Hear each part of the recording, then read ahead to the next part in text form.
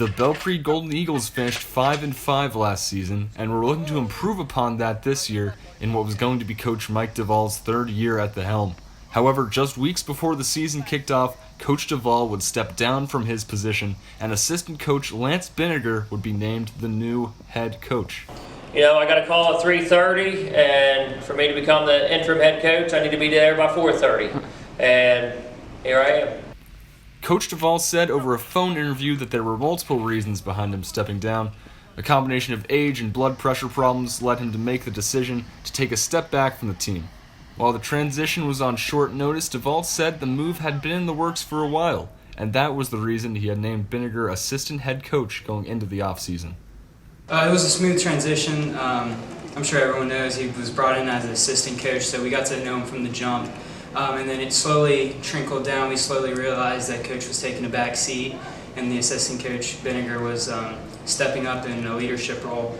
And he does a great job. He loves the kids. We love him. The transition was very smooth.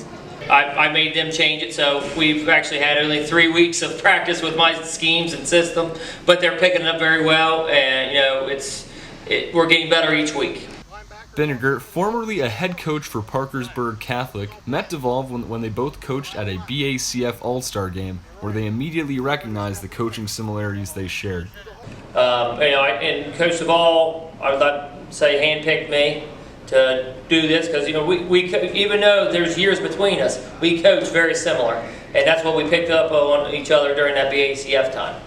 While the two coaches may be similar in style, Devol leaves big shoes to fill after a 50-year-long coaching career at schools like Warren, Parkersburg, and Caldwell, and a reputation as a player's coach who was always willing to help his athletes, even off the field.